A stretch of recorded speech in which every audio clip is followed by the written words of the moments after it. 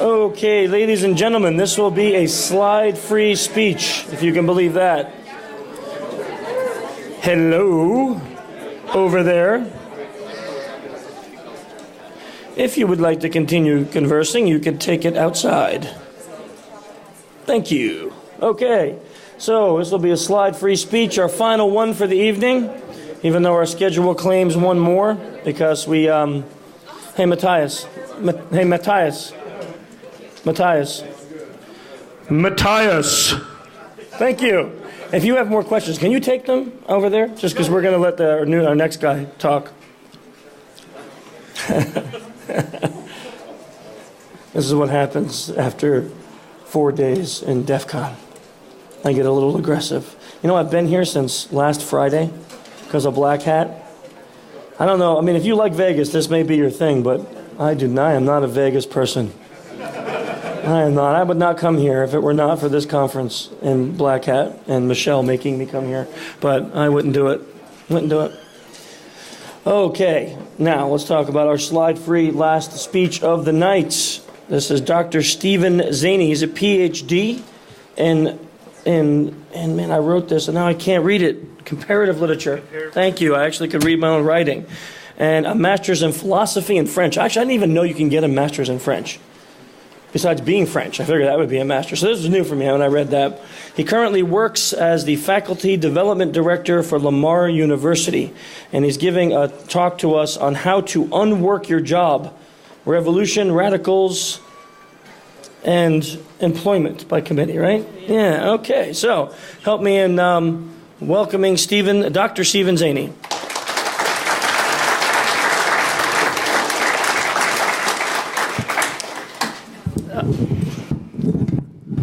One of the things that you always hope when you're presenting after a long day is that everybody that comes before you sucks. And so damn you, Chris, for not having that happen. Like, this is my first DEF CON, and it's kind of crazy, actually. Like, I don't know, it's like getting just hit all the time with sort of new stuff everywhere and learning things, and I don't really like that, but good. What the thing is, this topic, which I'll get to eventually, is about unworking your job and about going to your job and about the kind of things you can do at work that aren't really work. But really, the topic about this is I actually want to think and talk about what social engineering is on some level, and I'm kind of an outsider, right? I mean, I'm just this academic to some degree. I don't really do code, but that's the great thing about DEF CON. It's this sort of conglomeration of a whole bunch of people from a whole bunch of different spaces just sort of throwing things at each other. And so I'm going to throw a bunch of stuff at you and then take a little bit of time to get there. And the starting off point for this, though, might have just erupted spontaneously for me riding around in the last couple of days. I was in a cab coming here, actually, not today, but the cabbie asked, he just does that sort of conversational bit of, are you here in Vegas, business or pleasure? And I mentioned, like, well, it's a bit of both, right? I mean, I'm actually giving this presentation at DEF CON. And that just immediately led to him go like, so are you a hacker or a defender? And the funny thing about this for me is that, like, man, you're just social engineering me, actually, right? Like, he doesn't give a crap, one. But two, he's set, right? Like, I mean, this is debate 101. Like, if I say I'm a hacker, he's going to do some kind of like, oh, man, yeah, hackers, that's cool. Yeah. But if I'm a defender, then, it's save the man. Right? Like, he just wants to bond with me so that he gets a better tip, right? Like, that's it. That's the only thing that's working there. And that is one of these sort of elements about what social engineering is, but it actually leads me, like, to this sort of larger picture. Because, like, the way to put this for me is that social engineering is not, and this is the bit, like, it is not about doing the right thing. This is an odd thing to say. It's about changing people's minds about what the right thing is. Right. You're engineering society in some sense, and you can do that on a really small scale or on a large scale or on a middle scale, and then that's the three things I'm going to talk about here. But that's the way I want to frame this for you. Like the question to really ask is, what is it that we do when we do social engineering, and right, what's our purpose of all this? So let me start off with a sort of big picture social engineering for you, and I'll do this from a kind of literature perspective, right? Because that's where I'm coming from. Back in the 17th century, 1774, the very first real essay on genius came out. A guy named Alexander Girard, Essay on Genius. He starts making this argument about geniuses, and no one had done this in print before. Like, basically in the 14th century, if you talked about geniuses, it really just meant some smart guy, right? But it didn't really have any kind of definition to it at all. And usually it was inspiration. Like, if you're smart, it's because you got it from the gods, you got it from some other source, usually divinely inspired. All the epics start this way. Like, the qualities of an epic are, they have to be divinely inspired. So that's just what a genius is. It's just some guy who gets information from somewhere. And that's, in fact, the sort of piece of it. But Girard starts saying, oh, no, that's not what genius is. In fact, genius has to have natural rather than cultural implications. Like, it comes from nature somehow, and it's not something that you would learn in school. Like, if you're just saying stuff you learned in school, it doesn't mean anything, right? A genius has to be somebody who comes out of left field somewhere. And what happens with that is it starts getting these tags on it after Girard about how it has to be both natural but somehow degenerate, right? Like, you're not cultural. Something's wrong with you if you're a genius. And I want you to think about this particularly because you believe this, even though if you were like around 600 years ago, you wouldn't have. But people like Girard sort of won the argument, and they social engineered everyone. And that's why Einstein has crazy hair, all right? Every time you see Einstein, crazy hair, right? Einstein didn't have crazy hair all the time. There are plenty of pictures of Einstein without crazy hair. But we like this image of him because it's a projection of him being somehow strange and unusual. One of the connections for this is Byron. I like to bring up Byron because I've done a bunch of work on him. But Byron had a club foot, so he's a degenerate, right? He was bisexual. They didn't figure that out until 1955, but he's a degenerate, right? But that's one of those things that they would sort of kick around as an idea all the time. If you're a genius, there must be something kind of strangely wrong with you. And again, that's social engineering because nobody thought it in the 14th century, in the 12th century, right? This is an idea that had to kind of get pushed around. And the other way to put this is very specifically, before Genius came out, 1774, in 1759, Edward Young had an essay, Conjectures on Original Composition. And let me read you a couple things from this, which is just boring as hell for you, but I don't care. An original, this is all about works of art, right? Or writing or whatever. Original works of art. An original may be said to be of a vegetable nature, right? It's natural. It rises spontaneously from the vital roots of genius. It grows. It is not made. Imitations are a sort of manufacture wrought up by mechanics, art, and labor, right? It's not natural, right? Okay, we might as well grow food by another's virtue or fat by another's food as famous by another's thoughts. The world will pay its debt of praise but once, and instead of applauding, it will explode a second demand as a cheat. Copies surpass not their originals as streams rise not higher than their spring. The meddling ape imitation, monkeys are masters of mimicry. All right, so the whole argument that this guy starts making, 18th century, is things need to be original. And I know you might be thinking, well, no duh, right?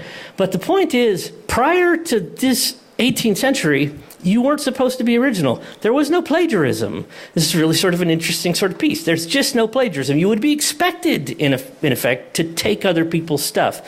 And I can sort of give you the proof of this. Like Shakespeare's Romeo and Juliet is this sort of pyramid. It's a classical narrative that he repeats and uses over and over again. Of course, he's original, right? But he's reusing old material. You were supposed to reuse old material. The idea prior to a certain point was, of course, you don't just do your own thing because in the classical era things were better and you want to return to that.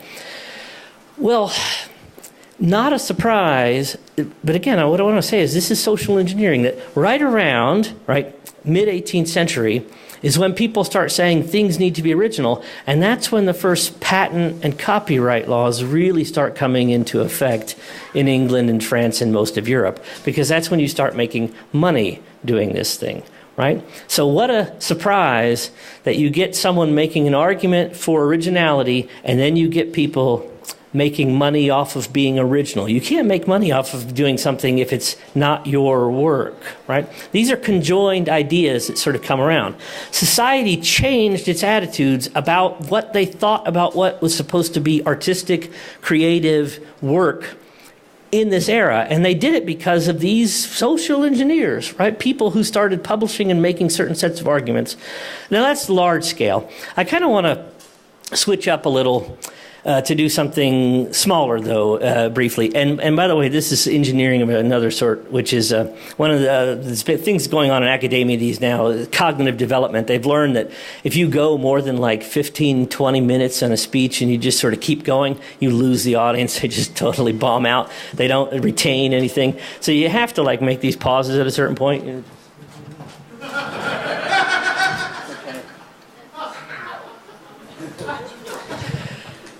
So I'm going to switch topics entirely, right? Thank you. Thank you. So I'm going to switch topics and talk about one of the more, frankly, I think if I have anything interesting to say, it's right about here. Jump forward 200 years. In the 60s, there was a radical lesbian feminist. Separatist feminist named Valerie Solanas. Some of you may have heard of Valerie Solanas. She's fantastic. Just fantastic as far as insane lesbian separatists go. But there's been a movie about her. I Shot Andy Warhol, because literally she shot Andy Warhol. Solanas was this, this is 60s, feminism is really sort of getting its strong foothold, second wave feminism going on, there's all sorts of stuff. New York, there's this clique of artists, Andy Warhol is just this kind of guru of. Solanas shows up, she wants, and she's a radical lesbian feminist, and they're like, yeah, come hang out, right? Just literally sort of trying to create this eclectic group of people. She's got a play she wants them to help her produce called Up Your Ass. Radical lesbian feminist. And what Warhol does is, takes the play and it's like, yeah, great, we'll read it. And then, and by the way, the film's actually pretty good. The Lily Thompson, it's got some nice people in it. So I recommend. It's kind of fun, it's depressing film. But basically, they take the thing and then they just sort of ignore it, right? Because she's just kind of a nut. And what happens is she keeps sort of pushing him, like, hey, what are you doing with my play? You're stealing it. Right? And it turns into this conflict. She sort of freaks out, eventually loses it, and comes in with a gun one day and starts shooting at people. She hits Warhol once, doesn't kill him, but it's fairly devastating. Tries to kill a couple people. She gets taken away, diagnosed with schizophrenia, goes to basically sort of goes to jail for years. And by the way, that's a little social engineering for you too, right? Different perceptions of women at different times. A woman shoots somebody, she's crazy, right? It's not manslaughter or harm. It's not aggression. It's craziness. That's just the kind of way we perceive things. She got out of jail, sort of faded into obscurity, died of pneumonia. The reason I bring her up, though, and this is what's sort of where I'm going with this, is that's the sort of, for me, an example of failed social engineering, because she was trying to sort of get her message out, and she didn't do it. And besides, but here's the trigger for this. But besides her play, Up Your Ass, she had this really fascinating manifesto called the Scum Manifesto. You must just go online. This thing is, just Google it. You'll find it immediately. Go on right and read the Scum Manifesto. Society for Cutting Up Men. That's the SCUM. It's a radical lesbian feminist separatist. Her idea is we need to kill all the men, have a wonderful free world of femininity. It's some of it is just this kind of rant. A lot of it, frankly, is just this kind of rant. And you may be saying, how can you actually have a civilization with no men in it? Wouldn't you not be able to reproduce? But whatever. She has this, science is progressing. We'll take care of that. But But here's the part that actually gets kind of interesting, and I'll read a little bit from this to you, just because this is pretty fascinating, right? Here's how this would work. Scum, the people who take it, will become members of the unwork force, the fuck-up force. They will get jobs of various kinds and unwork. For example, sales girls will not charge for merchandise. Scum telephone operators will not charge for calls. Scum office and factory workers will secretly destroy equipment. Scum will unwork at a job until fired, then get a new job to unwork at. Now that's actually pretty brilliant, right? And I kind of want to dwell on it because there's stuff going on there. And what I'll tell you is, one of the ways I'd say it's brilliant is because I've watched it happen. Right? And this is actually the sort of thing I could say to you. Some of you will recognize this just pretty much in your own corporate setting, frankly. But like the very first time I ever saw it happen on some explicitly conscious way is that I walked into the photocopier room once to make some copies, and the thing was broken. Right? Like it was just jammed up. So what do you do when the photocopier is jammed? Well, you either fix it yourself if you can, or if it's some error message code you don't know how to read, you don't care, you just go down to the secretary, right? And you say, hey, copier's jammed. Well, the question to ask yourself is, why didn't the last person who jammed it do that? All right. Well, because they're doing unwork is the answer, right? Now, there's a lot of reasons. I don't know what the motivation is. There could be several. Just pure aggression on their part, right? Or some sort of, it's hard to parse that out. But basically, what you've got is someone who is limiting the efficiency of the organization, either out of laziness or aggression, or for some reason. But that's exactly what they're doing, right? Someone should have taken care of this problem before I ever got to it. Well, you can do that 1,000 different ways. And that actually leads me to sort of where I'm really going with this, with some actual sort of more specific information, which is, hey, it turns out that there are people who are much more sophisticated than Solanus who have worked at this issue. And that is, there's a 1944 CIA document. That's been declassified at this point. You can also just Google this thing immediately and grab a hold of it. Not that long. A nice book has been written about it, Simple Sabotage by Robert Galford and Bob Frisch, 2015. I also recommend you go take a look at this. It'll give you some things in depth. But that document is... it wasn't the CIA at the time, OSS, right? CIA didn't exist. But it was a spy document given to espionage agents who were working overseas in different companies about how to conduct sabotage. But not normal sabotage like let's blow up the plant. Rather, let's stay in the plant and work there and kind of unwork the job, right?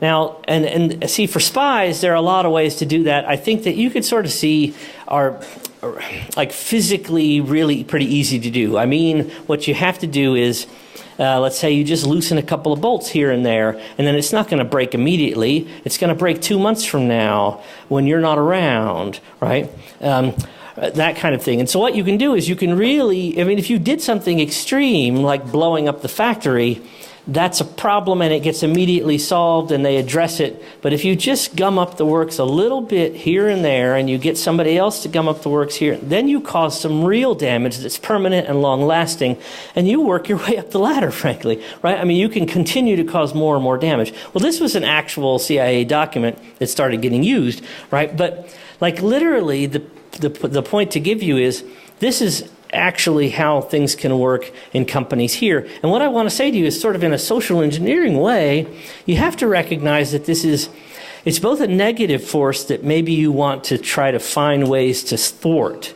right? And that's a lot of what the book Simple Sabotage is about. Like, you're going to see this stuff happening, you could stop it. But frankly, there might be reasons for you to do it too. And I kind of want to go through those, some of with a couple of personal examples. And let me just read a few things from the actual field manual, right? Insist on doing things through channels, right? Right? Insist on doing things through channels. So when some sort of project comes up, don't actually get it accomplished, right? Channel it somewhere. Make speeches. Talk as frequently as possible and at great length. Illustrate your points.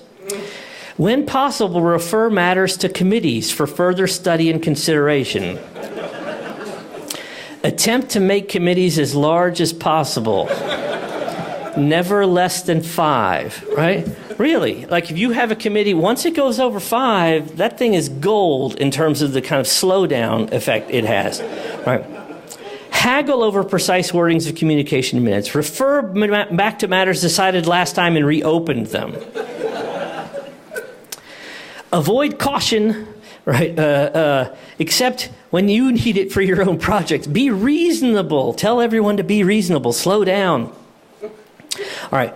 Now I just want to, like I said, there's a bunch more of these. I mean, there's just a bunch more. You should go take a look at this book, right? I mean, it would just be tedious for me to walk through it all. But I'll give you just a couple of examples that are sort of personal, right? So one of these, and I want to mention the photocopier as a great example. Like one of the sort of key elements of this is, there's a certain kind of level of accountability that disappears. And that's what you're really working for here to do your unwork the best way. Like if the photocopier, you don't even have to break the photocopier, right? You just have to find it broken and not get it fixed. Right? That's the sort of way that works. You will find things screwed up in your organization already. You just have to not address them. And you will have people who are not really competent employees. You need to make sure they get working on the important projects. Right?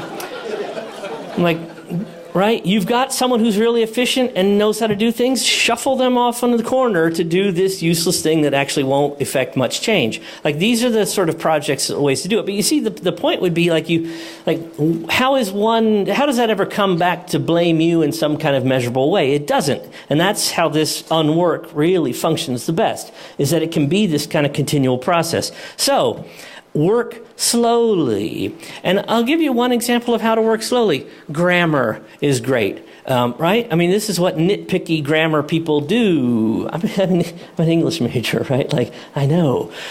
So what happens is you get this document and you just sort of start squabbling over it. You know what the great thing about grammar squabbling is? You don't actually have to be right. Right? You're just trying to slow things down. So, and I've watched this happen. I have been in meetings where what happened is a block of faculty will raise their hand, and there's 3 of them, so they have power somehow, right? But they will just literally go this sentence is not clear to me. That pronoun is not referring to I don't know who it's referring to. And by God, they are just dead wrong, right? It's like nursing faculty. They don't know what the hell they're talking about, right? But it doesn't matter that they're wrong, right? There's 3 of them, and they're saying it, and then everybody has to pay attention to that, and that takes time. So right, and again, the issue here isn't, what you're trying to do is accomplish this thing and have it not really traced back to you in any sort of particularly accountable way, right? That's how to do it. That's one way to do it. So you slow things down. You haggle about things. I'll give you sort of another example of this, just the way this works. Because some of these issues touch, sort of deep bitterness in terms of my own career, watching it happen, watching my own projects get destroyed. I was on a curriculum council that the computer science program was trying to push through video game software. I work in Texas, in Beaumont, and what's going on in Texas is, there's a pretty thriving video game industry. Austin is this fairly large, I don't know if you know this, but you probably know it better than I. There's so many opportunities for people who want to do work in gaming. In computers, not just whatever else you would do in computers, but in gaming, it's a booming field, multi-billion-dollar industry. But see, we've got faculty who are old school Luddites. They don't even use slides, for God's sake. That's okay, I got you back. You could just tell, right? What you had was this block of people who were video games, that's a bunch of crap, right? What kids need to be learning cursive. I wish I were making this up as a joke, right? But that's it, right? They don't want this to happen, but that's not the argument they can make in the committee about on the curriculum council, right? So what they did instead was they took the syllabi that were the sample syllabi, right, and they started going to grammar, and they were well, he calls it a quiz here, but it's a test there. Right? We need to send it back to them to change this for review. Well, we send it back, our committee doesn't meet again for another month, right? That's a month delay. And that's the trick of this. Like, oh, and if we don't get this into the Texas State Review Board by the January Regents meeting, it won't go this year, right? Like that's, right, what you do is you maximize the bureaucracy that you've got in place. And so they're not going to kill this thing, right? They didn't kill it. But by God, they delayed a year before we could get those classes in place, that program in place, right? And of course, what they're hoping and what does happen is the computer science chair changes, right? Like the whole thing can just fall apart anyway, right? If the stuff doesn't get in place. So, okay, one other sort of bit of this. One of the things that you can do in these committees is it's what the book calls sabotage by speech, right? You just sort of start talking in a committee meeting, and particularly depending on who's doing the talking, you can just kind of waste your time. And if the committee meeting's only going to be an hour, right, you bleed it out before anything actually happens. So there's long talkers, tangent talkers. There's ways to stop this, but you just can kind of recognize what's happening when it goes.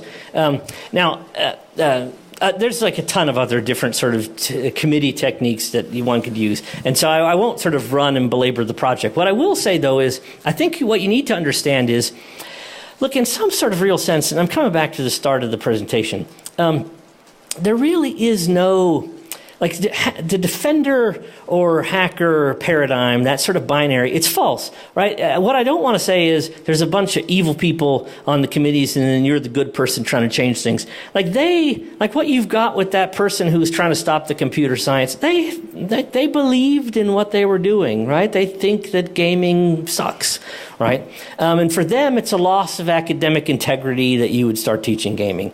And from their perspective, that's it. So they're going to mobilize every action they can to have that happen. And I just happen to be on the other side of that. The thing to be doing as a social engineer is to sort of recognize those patterns, because that's what lets you yourself understand and manipulate them better. Right? Like, so that's the actual goal of all of this. And that's what I think social engineers really do. It's not just that they operate on this kind of personal level of, I'm going to do this one thing. It's that we are here to look at these bigger pictures and to sort of see where we occupy ourselves in them. And if we're going to make some real change, we think about doing it not just on this level of the sort of one thing I do, but of this bigger picture of what do I do in larger groups. Social engineering, right? Marx says, man is a social being. The whole idea is that we're part of this kind of connective community. And if you're thinking about change, don't think about just what you can do at this one moment. Think about the classes that you're going to teach that are going to educate hundreds of people, or the company that you're working for that is going to do a major thing that will spread its influence elsewhere. Like, what are the bigger pictures? And some of those things might take a long time, right? I mean, it took 200 years before everybody really just thinks that you're supposed to be original when you write things and make code, right? It took a long time. But what you have are people who really made significant changes just by putting the twig in the river at just the right place to divert a flow. Right? And that's what I think is really going on with social engineering, period, is this sort of bigger picture, which I think we're all aware of, but it's nice to sort of take that step back and see that, and see how you can influence it in large committee groups, let's say, right? Not just a call to one person, but working with these sort of blocks. So in that sense, then, what I'd really want to say is, this is one of those Italian Renaissance things. People like Machiavelli and De Cecil, there were a whole bunch of these Italian guys who were like, we need to start ruling people by soft power, right? Democracy. Democracy, by God, give everybody a voice, not power, right? But vote. Just vote on something, right? That was a shift. It was monarchy before that. But you get enough people sort of making this argument, and you make radical social changes that influence the ways everybody behaves. That's what social engineering, I think, is about. It's about these sort of real large-scale pictures about what do we think we're doing with our technology? What should we be doing with our technology? What should we be doing with all of this? And how can we change it for the better? Right, is where I would go. And that just means you're a hacker or a defender or whatever, right? Like that. Like I said, I think that's kind of false binary. The question would be, what are people thinking, and how can we influence what they're thinking? So, thank you.